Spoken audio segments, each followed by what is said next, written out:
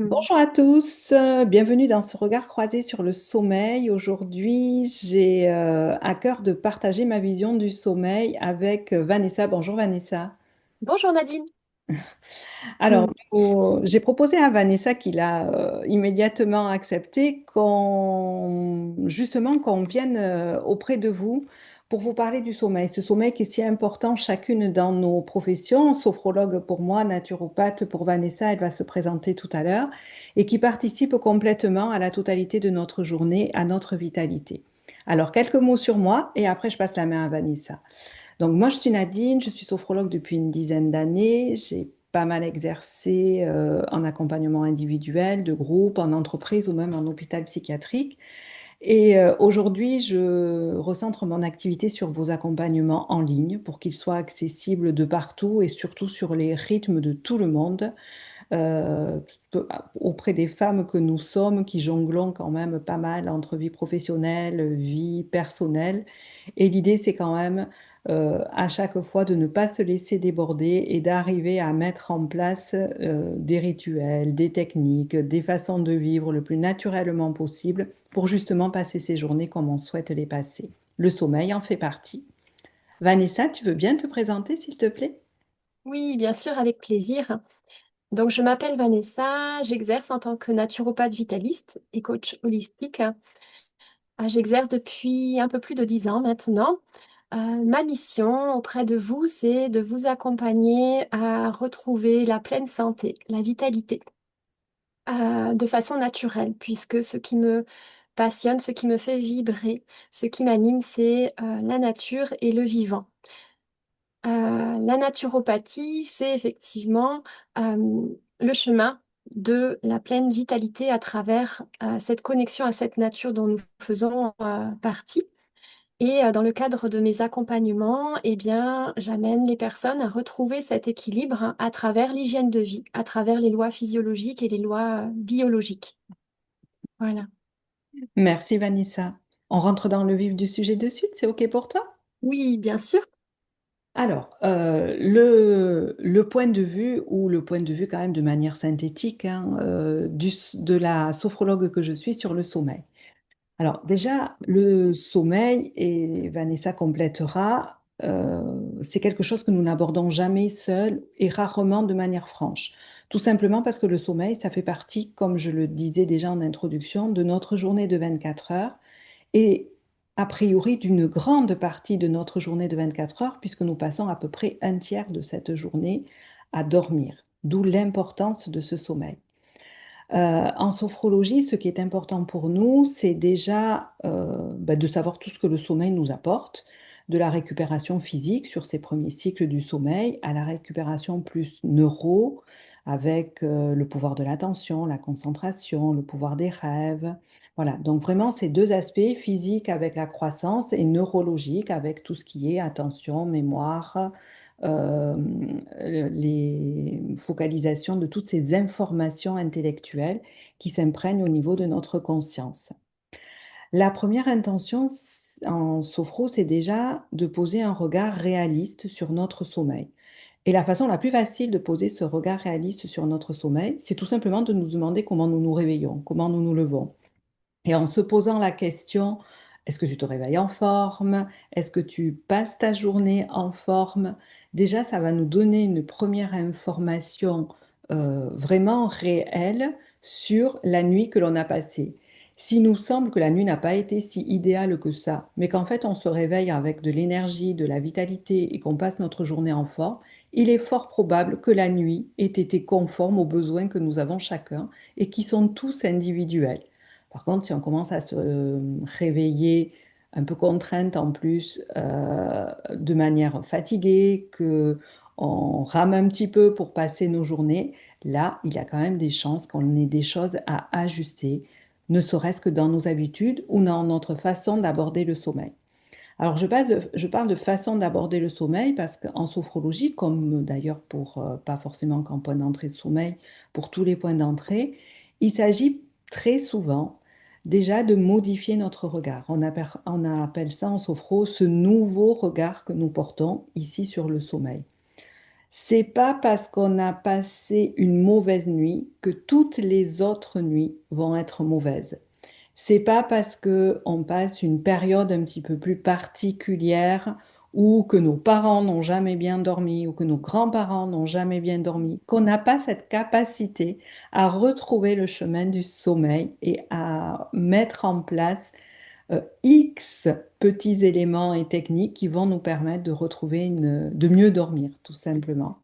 Donc souvent, déjà, on peut commencer par essayer de repérer positivement ce que le sommeil pourrait nous amener comme récupération, comme apaisement, comme lâcher prise, comme un moment, je sais pas, de douceur, de chaleur sous la couette et pourquoi pas de nouvelles énergies dès le matin. Donc vraiment changer déjà son regard sur le sommeil. C'est facile à dire et c'est souvent un travail à faire. Ensuite, en sophrologie, bien sûr, on dispose de techniques. On, on rentre rarement sur les techniques strictes du sommeil en première intention, tout simplement parce qu'on l'a dit, le sommeil fait partie de notre journée de 24 heures. Et que du coup, ce sommeil, il va se préparer dès le matin. Il va se préparer dès le matin en stimulant notre énergie, y compris associée à la lumière, mais je crois savoir que tu vas en reparler, donc je m'arrête là.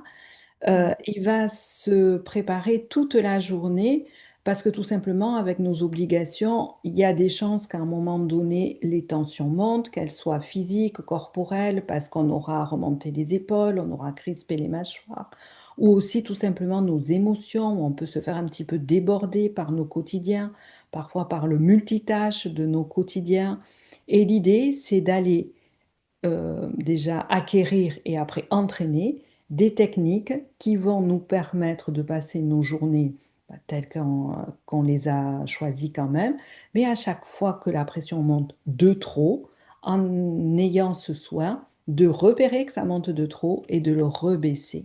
Tout ça jusqu'à la fin de journée pour bien sûr mettre en place des petits rituels dont on reparlera aussi avec toi qui vont favoriser après la mise en place de cette nouvelle partie de la journée, la nuit, avec sa préparation.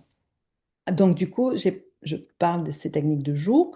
Il y a bien sûr après des techniques strictes de nuit, là, et notamment la programmation toujours positive du sommeil qui va démarrer dès la préparation de notre sommeil, dès le moment où on va sentir peut-être les premiers bâillements, notre attention qui diminue sur le bouquin, si on a pris un bouquin, euh, qui va pouvoir passer peut-être par une petite toilette, une jolie tenue confortable, un verre d'eau sur la table de chevet, et installer, caler sur notre respiration des pensées positives du sommeil qui, répétées petit à petit, vont favoriser notre endormissement, sous réserve d'avoir repéré son bon moment, bien sûr, et vont également nous aider, s'il y en a, à rester calme ou à se réendormir en cas de réveil nocturne pour aller vers un réveil du bon pied et la meilleure énergie possible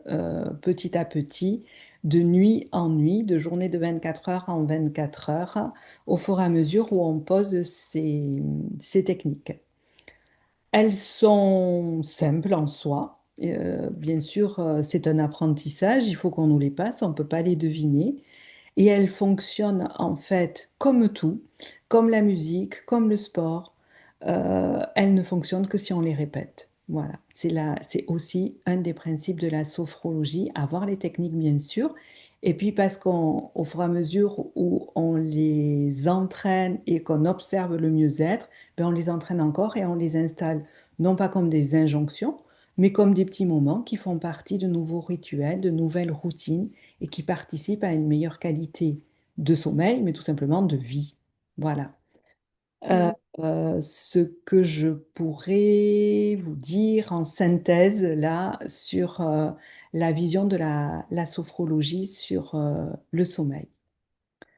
Et du coup, Vanessa, est-ce que toi, en tant que naturopathe, tu peux compléter ma vision et nous donner la tienne? Oui, merci pour ces rappels tellement précieux, Nadine, et tellement importants, comme tu l'as dit. Il suffit pas de nous coucher le soir et de nous auto-convaincre, tu dois t'endormir pour nous endormir. Si c'était aussi simple, ça se saurait. D'où l'importance de pouvoir faire appel à des outils, des techniques comme celles qu'on vous propose aujourd'hui avec Nadine, avec la sophrologie et la naturopathie. Il existe tout un tas de techniques. Ce qui compte, c'est vraiment de trouver la vôtre, celle qui vous correspond. En tout cas, l'objectif aujourd'hui, Nadine et moi, c'est vraiment de pouvoir vous amener sur ce chemin à travers nos techniques. Donc, par rapport à la naturopathie vitaliste, comme je vous l'ai expliqué tout à l'heure, effectivement, on se base vraiment sur les lois du vivant, sur les lois physiologiques, sur la nature. Et de ce point de vue, en lien avec la thématique d'aujourd'hui, il s'avère que nous vivons des vies de plus en plus artificielles. Nous avons aussi des rythmes de vie de plus en plus artificiels.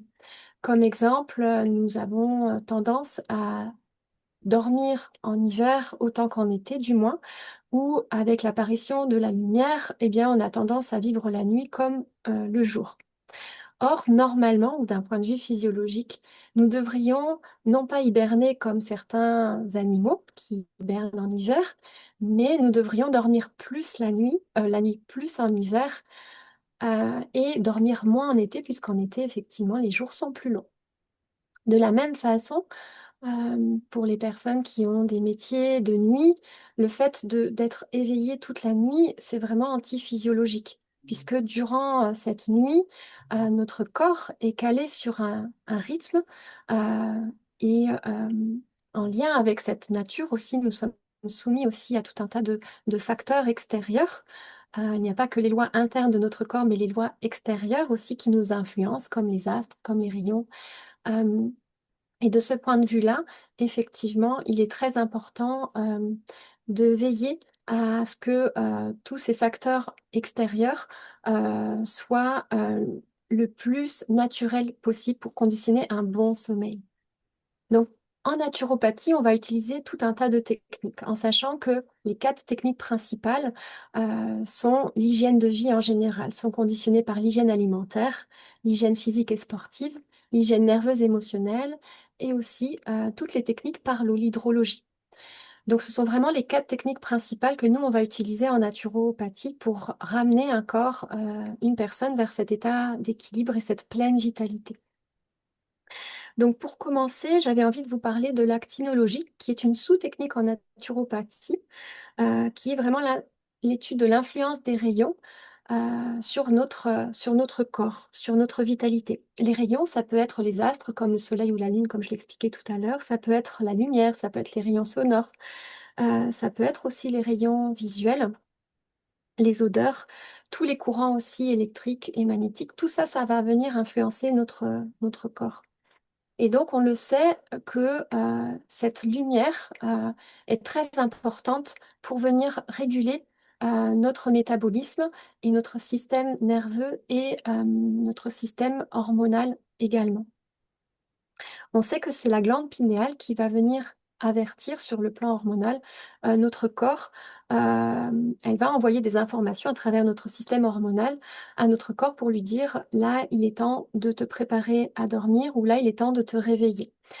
Donc tout ça pour dire que si, par exemple, nous restons toute la journée enfermés dans un bureau dans lequel il n'y a même pas de petite fenêtre, eh bien, notre corps va perdre ses repères, en fait. Puisque, je le rappelle, le corps vraiment a besoin. On ne peut pas vivre et se suffire à nous-mêmes. On vit dans un environnement et nous sommes conditionnés sur le plan physiologique par cet environnement. Donc notre corps, de ce fait, ne saura plus faire la différence entre le jour et la nuit. Preuve en est, c'est que lorsque un bébé arrive au monde, eh bien, il est très important pour les parents justement de faire en sorte que de la journée, de bien ouvrir les fenêtres, de bien éteindre les lumières la nuit pour qu'il puisse être capable de faire cette différence entre le jour et la nuit. Or, euh, il semblerait qu'en grandissant, eh bien, on oublie cela. On se met à vivre avec un rythme de vie complètement artificiel, ce qui va complètement dérégler notre métabolisme, notre corps, qui ne va plus savoir où il se trouve quelque part. C'est comme le voyant de notre voiture tout se met à s'allumer et puis il sait plus ce qui se passe. Et bien, c'est la même chose qui se passe dans notre corps. Donc, qu'est-ce qu'on peut faire de ce point de vue-là pour améliorer la qualité de notre sommeil? Eh bien, ça peut commencer tout simplement simplement par ne pas hésiter en journée à prendre des bains de lumière. Si là, nous sommes à la période hivernale, effectivement, on a moins envie peut-être d'être dehors, surtout quand il fait froid et qu'il pleut, mais ne serait-ce que de s'exposer derrière une fenêtre durant une demi-heure durant la journée, eh bien, ça peut vraiment changer beaucoup de choses à l'heure, au moment de vous coucher et de vous endormir. Bien sûr, si vous avez la possibilité d'être à l'extérieur et de marcher ne serait-ce qu'une demi-heure par jour et d'être vraiment en contact avec le soleil et pas que à travers la fenêtre, c'est encore mieux. Autre petite chose que vous pourriez mettre en place, c'est tout simplement le soir. Veillez à utiliser des lumières un petit peu plus tamisées. Ne pas allumer toutes les lumières de votre maison comme s'il faisait jour. Pour commencer à donner l'information à votre corps que, eh bien, là, on est peut-être arrivé au moment de la nuit et que la glande pinéale ainsi va pouvoir envoyer cette information à notre corps. Bien sûr, inutile de rappeler que les écrans sont très aussi euh, important et qu'il faut vraiment veiller à ne pas utiliser d'écran le soir ou au moins une heure avant de s'endormir parce qu'on est exactement dans le même principe de fonctionnement. Les écrans envoient cette lumière, ce signal à notre corps qu'il est encore jour alors il fait déjà nuit à l'extérieur. Si malgré tout, il n'est pas possible vous êtes obligé de travailler sur les écrans le soir, dans ce cas, vous pouvez par exemple veiller à avoir un filtre anti-lumière bleue sur vos téléphones, sur vos tablettes ou sur vos ordinateurs. Achetez des lunettes aussi anti-lumière bleue. En tout cas, veillez le soir à utiliser des lumières plus tamisées. C'est déjà une toute petite chose, mais qui peut changer beaucoup de choses par rapport à votre sommeil. Au niveau de l'hygiène alimentaire, il y a pas mal de petites choses qui peuvent être mises en place aussi, si vous ne l'avez pas déjà fait, comme notamment le fait de veiller au repas que vous allez faire le soir. En naturopathie, on considère que on devrait ne manger que pour nous préparer à ce que nous allons faire ensuite. Ça veut dire quoi? Ça veut dire que si le soir, juste après dîner, vous êtes censé aller vous coucher, vous n'êtes pas obligé de faire un repas énorme. Effectivement, aujourd'hui, dans notre société moderne et actuelle, souvent, et quand on a un travail qui ne nous permet pas de faire des vraies pauses déjeuner ou qui vont nous imposer de devoir manger sur le pouce, souvent on arrive le soir chez soi à la maison. En plus, on est content de retrouver notre famille. On va avoir faim parce qu'on n'a pas pris le temps de se poser et de manger dans la journée. Et on va se mettre à manger comme quatre, alors que finalement, on ne devrait pas forcément manger autant. Qu'est-ce que ça va faire au niveau de notre corps? Eh bien, ça va tout simplement faire que on va se coucher le ventre rempli et la digestion non terminée. Sur le plan physiologique, c'est un non-sens total, puisque nous devrions nous coucher le ventre vide pour justement permettre au corps, durant la nuit, d'utiliser son énergie pour d'autres fonctions. Durant la nuit, comme l'a expliqué Nadine, effectivement, il y a des phases qui sont vraiment très importantes de détoxination, de régénération cellulaire. Et si le corps doit s'occuper encore durant le sommeil de gérer cette digestion qui est là, eh bien, il va mettre moins d'énergie durant le sommeil pour toute cette capacité qu'il a naturellement à se régénérer. Donc, veiller à faire des repas plus légers le soir, c'est permettre à votre corps d'avoir un meilleur sommeil euh, durant la nuit. Et en ce sens, on se rend vraiment compte finalement que tout est lié. Comme tu l'as expliqué aussi Nadine, c'est-à-dire que c'est pas juste je vais me coucher, je m'endors, c'est qu'est-ce qu'on peut faire tout au long de notre journée, comment je le fais, de quelle façon je le fais, qui va avoir une influence sur notre sommeil et sur notre énergie d'une façon générale aussi durant la journée. Si malgré tout, effectivement, j'aime bien toujours donner des petites astuces si on ne peut pas faire autrement, parce qu'effectivement, la vie, c'est pas toujours telle qu'on voudrait les choses soient, même si c'est important de tendre vers des objectifs. Mais qu'est-ce que l'on peut faire si malgré tout, on n'a pas le choix que d'aller se coucher juste après avoir dîné, par exemple? Eh bien, dans ce cas-là, une toute petite technique, mais qui a des grands effets, sur le plan physiologique, c'est la bouillotte.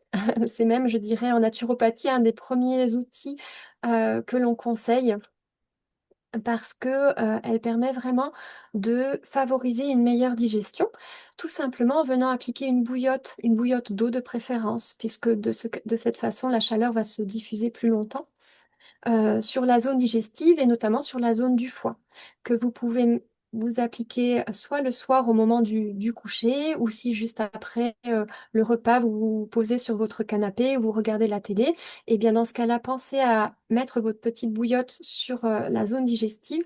Ça va vraiment permettre de favoriser une meilleure digestion. En apportant cette chaleur de l'extérieur au niveau du corps, eh bien, vous allez permettre à votre corps et notamment aux organes digestifs de mieux fonctionner et donc de mieux digérer.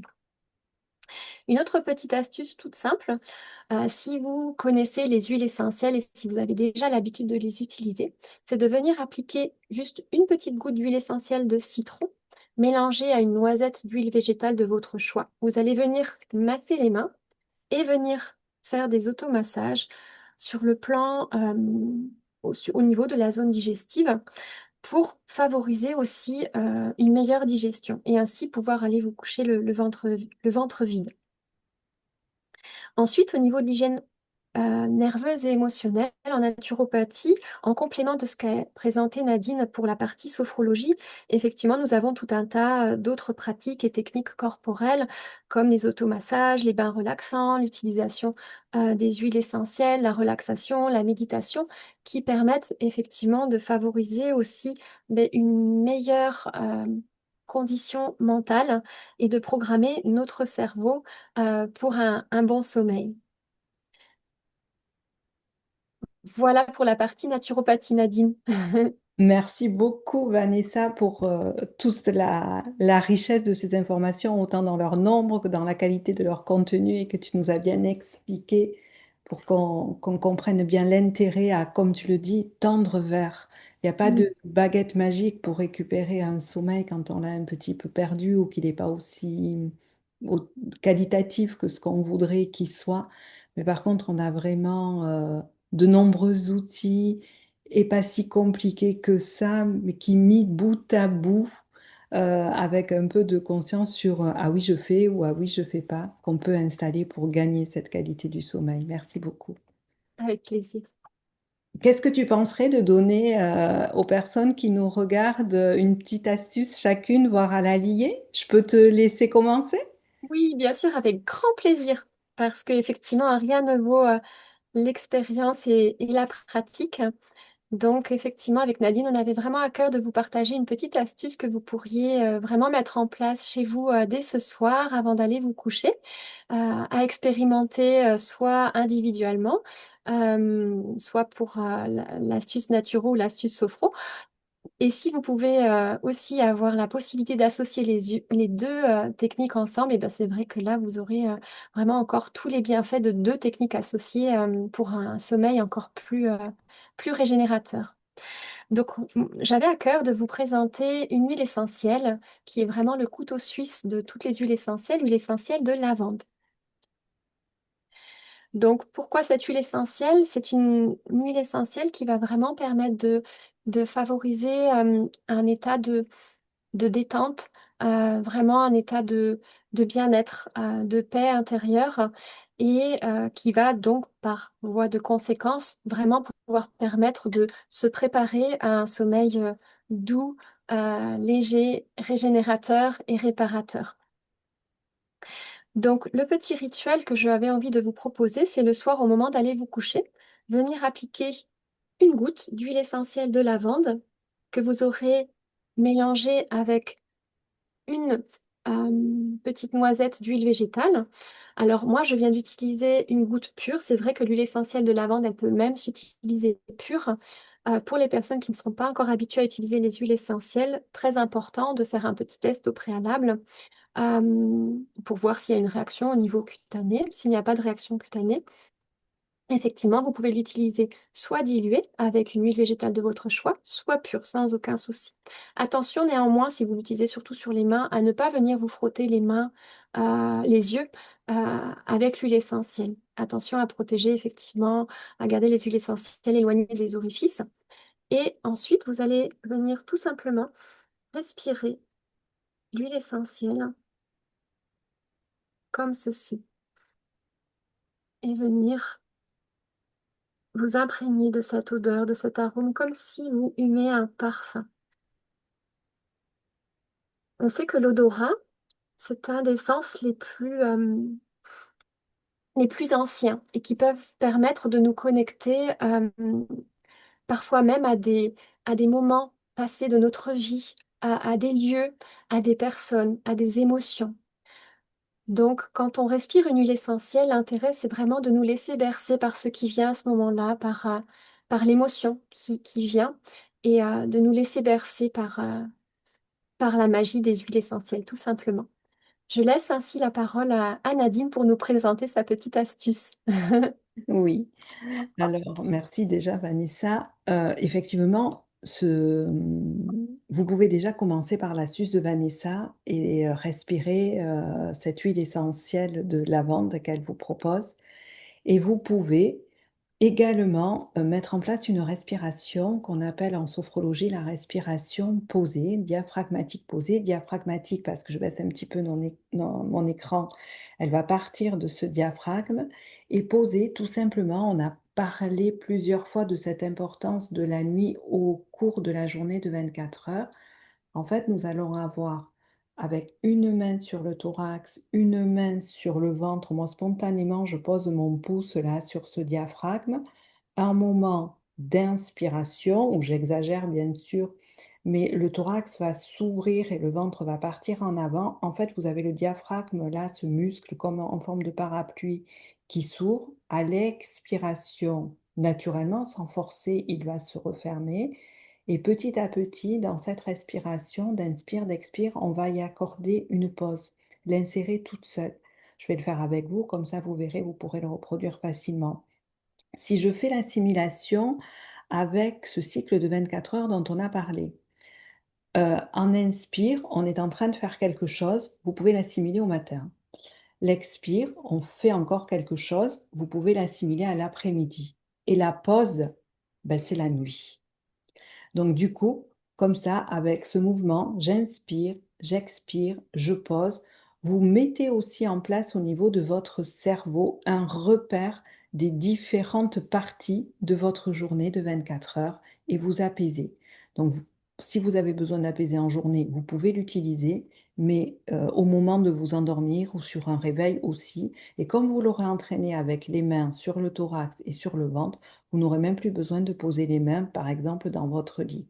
On y va ensemble, juste quelques respirations. Donc, une main sur le thorax, je baisse un petit peu à nouveau, une main sur le ventre pour bien repérer notre diaphragme. Si vous le souhaitez, vous pouvez fermer les yeux pour être vraiment dans votre intériorité. Et on y va ensemble. Inspiration. Les mains sont poussées vers l'avant, le ventre se gonfle, la poitrine se soulève et tranquillement, agréablement, complètement, nous expirons jusqu'à revenir en posture naturelle. On recommence comme ça avant d'insérer la pause. Déjà pour bien repérer, inspire, ce diaphragme qui s'ouvre, qui pousse nos mains. Expire, le retour. Une troisième inspiration. Prends le temps d'ouvrir ce parapluie qui est notre diaphragme. Et expire tranquillement, agréablement. Nous revenons. Et c'est là que nous choisissons d'insérer notre pause. De la même façon, nous y allons ensemble. Inspiration. Le diaphragme s'ouvre, le ventre part vers l'avant. Expire le retour complètement, agréablement. Et pause naturelle, sans rien faire. Et on relance. Inspire. Expire le retour. Pause naturelle. Inspire. Expire agréablement, complètement, tranquillement. tranquillement. Pause naturelle. Encore une fois, inspire, expire complètement, agréablement, tranquillement et pause naturelle. Nous allons ici, juste pour l'exercice, cesser. Nous pouvons, si le niveau de conscience s'est déjà un petit peu modifié, prendre le soin de frotter ne serait-ce que les mains l'une contre l'autre. C'est peut-être aussi le rappel que vous aurez quand vous aurez inséré l'huile essentielle de lavande, avoir ce plaisir du toucher des mains et ressentir un petit peu l'huile essentielle de lavande. Tout ce sera comme ça mis en place, imbriqué. Vous vous donnez toutes les chances pour favoriser un sommeil de qualité. Bien sûr, vous pouvez faire ou l'un ou l'autre.